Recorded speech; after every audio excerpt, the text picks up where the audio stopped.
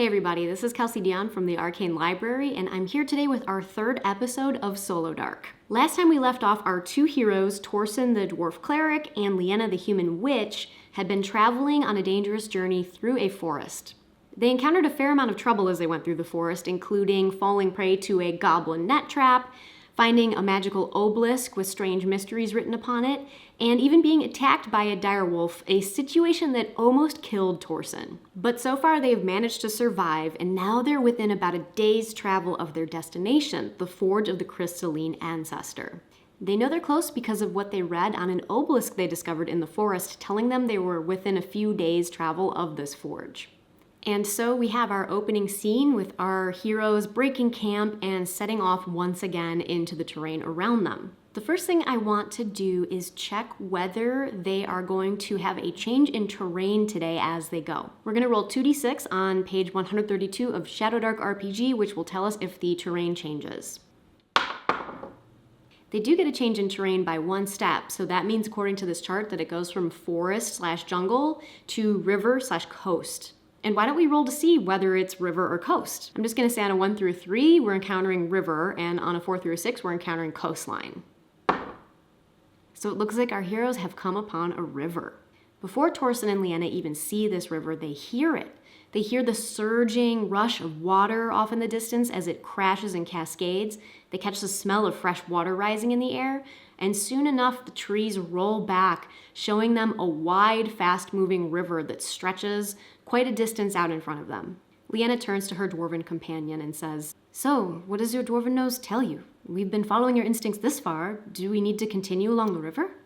Torson clasps his hands behind his back, unconsciously mimicking his teacher, who was the head priest in his church where he was first a young acolyte, and he paces back and forth along the shoreline with his head down, thinking. His yellow mustache bobs up and down as he mumbles to himself, stalking along the coastline and trying to decide which direction they need to go. "Dwarves and water don't really mix that well, Lienna. Being this close to it puts me ill at ease, I will say, but upriver, I think. Yes, we'll have to follow this river closer towards its source." And so they set off in that direction. Now it's the early morning for them, and I want to check and see if the weather is going to take a turn as they begin their travels up along this river. We're going to roll a d6, and if we get a 1, it means the weather gets bad. A 4 isn't a bad result, so the weather holds, it's the late summer, and they're walking through the sunshine and the mist of this river as they follow its path winding towards the north. In following the river, they can actually move at full speed because there isn't difficult terrain for them to get around, so they're going to move full walking speed today and then push so they can cover that final distance they have left to cover, which will give them 6 hexes of travel. That also means they'll have to make 3 encounter checks, 1 in every other hex they go through, so I'm going to roll 3 6-sided dice, and on a result of a 2 or a 1, it means they will encounter something during the day. All right, here we go. 1. Only 1, so they have 1 encounter during the day. What will the nature of it be? So I want to ask the prompts table and see if we can come up with a cool idea for what this random encounter is going to be. Let's see here. Link gear.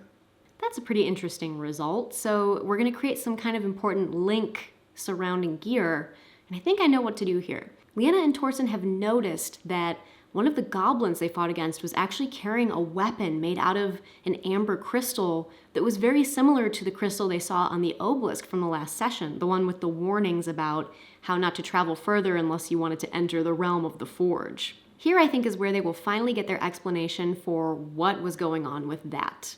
Lienna and Torson come upon an incredible sight indeed. Before them, along the shoreline, rises a series of steps surrounding an obelisk like the one that they saw in the forest. But this time, the obelisk is surrounded by a pack of goblins, including a face they recognize, the goblin boss that escaped from them earlier in the forest after ambushing them where they were trapped under the net. This goblin has 4 more minions with him, and even worse, the obelisk itself has 2 victims tied to it, 2 struggling humans who are bound by ropes. The goblin boss lifts a curved dagger overhead and steps towards these 2 struggling humans, and he speaks in common so they'll understand, saying, "Fear not, silly humans. Your lives will not have gone utterly to waste, because it is your blood that will allow us to forge more weapons from this obelisk. "Don't struggle now," he says as he steps closer. The man tied to the obelisk sticks his jaw out defiantly and gives a hearty laugh, saying, "Accept your death bravely, Mirian, and we might yet see each other in Valhalla." On the other side of the obelisk, the woman continues to kick and struggle, and she says, "I didn't think you were one to give up so quickly, Brom. Maybe shut up if you're not going to help break these ropes." Upon seeing this, Lienna turns towards Torson and says, "Torson, they're going to sacrifice those two. We need to help them." And she runs forward, so we're going to have to roll for initiative. All right, we've got our team on green at +2, and we have the goblins on yellow at +1. Wow, so we get the initiative. So Torson charges forward up the steps, trying to knock one of these goblins aside with his warhammer. Here's his attack roll at +4. Oh, he hits and kills this goblin outright, knocking it right off the steps. Lienna, for her part, is going to try to cast Hypnotize on the goblin on the other side of the stairs. She gets +4 on this. Just barely enough to succeed at casting Hypnotize, so this goblin has his eyes go glazed over as he suddenly is enchanted by Lienna's magic. Meanwhile, the other two are struggling, and I am going to have the human man make a strength check to try to burst these ropes. This is going to be very difficult. I'm going to put it at a DC 20, an extreme challenge. But he's a fighter and has the grit talent, so he gets to make this check with advantage.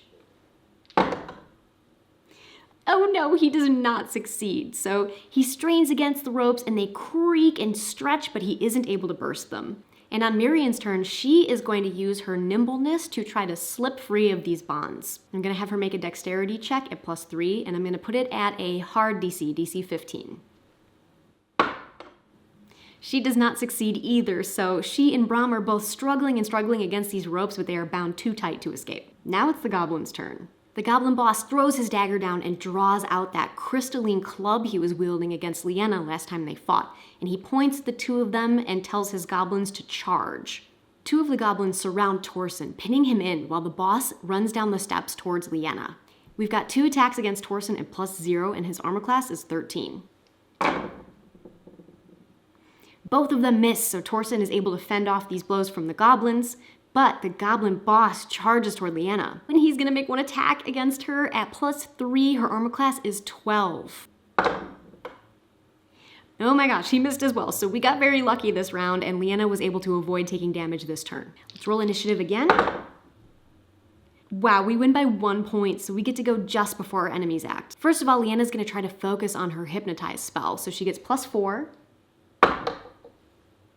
And she succeeds at that with a 9 on the die. So now she's going to try to cast Eye Bite on the goblin boss in front of her.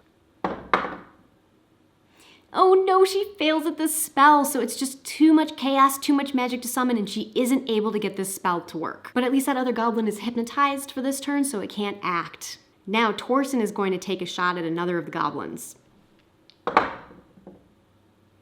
He gets a +4 to this, so he manages to deal a whopping 9 damage to another one of these goblins, finishing it off right away. Brom is still straining against these ropes, and let's see if he can break free on his turn. Not a chance, unfortunately. And can Mirian manage to slip free of the bonds instead? Oh my goodness, she does! She succeeds! So Brom's on one side of the obelisk, straining and having veins standing out and trying his best to burst the ropes, and she just manages to slip free of them and stand straight up. So she runs around the side of the obelisk and whips a dagger out of her boot and starts sawing at the ropes holding Brom down. Oh boy, now it's the goblin's turn. We have an attack coming at Torson. Oh, it deals them 3 damage. That really hurts. So he's down from 7 to 4. And here comes the scariest attack of all, that goblin boss trying to swing his club down on Lienna. Oh no, he hits her exactly on the armor class for 4 damage. Lienna only had 3 hit points, so this knocks her down. She sinks to the ground, and the goblin boss turns to run back up the stairs to attack the others up above. This isn't good. We're gonna roll for initiative on our turn. Oh no, the goblins get the initiative this time, so here's what happens. The boss charges up the stairs and takes a swipe at Torson from behind. He hits him for 1 damage, bringing him to 3 hit points. Lienna's hypnotize spell failed when she was knocked down, so the other goblin that was out of the fight now returns to it, shaking his head and clearing his eyes, and spinning to attack Torson also. Torson's got 2 more attacks coming at him now from these goblins. Luckily, both miss, so he is still in the fight. Now on our turn, I need to roll to see how many rounds Lienna has before she dies. She gets +2 to this. Oh no, she only has 3 rounds before she dies from her wounds. Miriam finishes sawing through the ropes holding Braun down, and he rises to his feet with a primal howl. He snatches up a club off the ground from one of the fallen goblins and barrels up behind the goblin nearest to him who's attacking Torson. Here comes his attack at +3. And he clonks this goblin for 4 hit points, nearly killing it in 1 blow. Miriam, meanwhile, darts down the stairs and rushes up toward Lienna. And finally, we have an attack coming from Torson on the same goblin that Braun just hit. What an absolutely massive roll. He deals maximum damage against this goblin and sends it flying like a rag doll while yelling, "How dare you hurt Lienna!" All right, we're gonna roll for initiative again. Oh, the goblins beat us, but they're down below half their numbers, so I'm gonna have them make a morale check. We're gonna use the leader's +0 wisdom bonus here. They're looking for a 15 or higher to stay in the fight.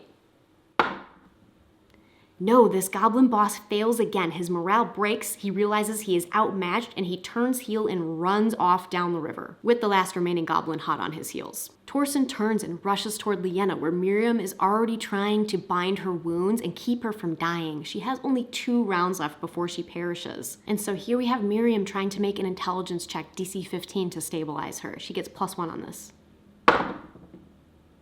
Just what she needed. She gets a 15 on the nose, so she manages to stabilize Lienna and keep her from slipping away. Torson also rushes over and holds his hands over Lienna, praying to the god Ord to give her healing. And he's gonna cast Cure Wounds.